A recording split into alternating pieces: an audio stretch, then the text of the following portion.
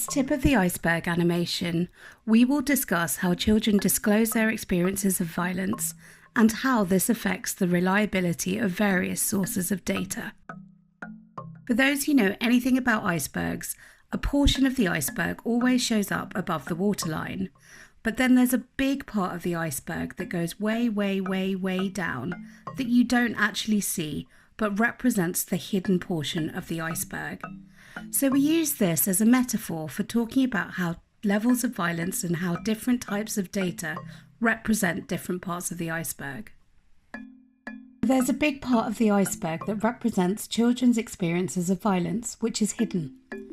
Most children who experience violence do not disclose to anyone because they fear the consequences, they do not have the words to describe what is happening to them, cultural stigmas that normalise violence against children, lack of trust or knowledge about where to report to authorities, and inadequate reporting systems.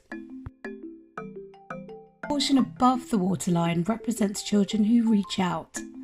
When children do disclose, it's most often to family and friends. They occasionally seek help from other trusted adults such as their school teacher. In more serious and protracted cases, their caregivers may report the case to trusted authorities within their communities, such as village elders, religious leaders. Then, at the tip of the iceberg, an even smaller proportion of children and/or trusted adults will report to formal sources or known specialised agencies, such as police or health service providers. It is only at the very tip of the iceberg, and that's where this phraseology comes from, that the violence incidences get reported to formal services. Now, it's important to recognise when someone talks about administrative data, they're talking about cases reported at the tip of the iceberg. Administrative data can be collected through sources such as service delivery records. These records offer insights such as the number of children reporting violence against children, or VAC, to formal services, common forms of VAC, and services provided by police, child welfare and medical institutions. However, it's important to note that the number of VAC cases reported through administrative data is just the tip of the iceberg.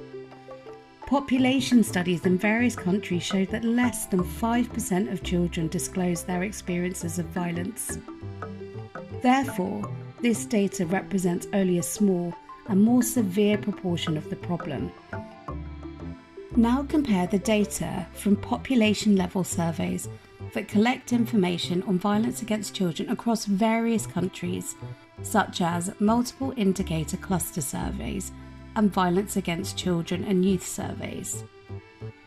These surveys gather information from children who have reported their experience to formal services and to family and friends, but they also capture the larger hidden part of the iceberg below the waterline. This provides comprehensive data to help us understand the magnitude of violence against children. Population level estimates are captured through national surveys and multi-country studies.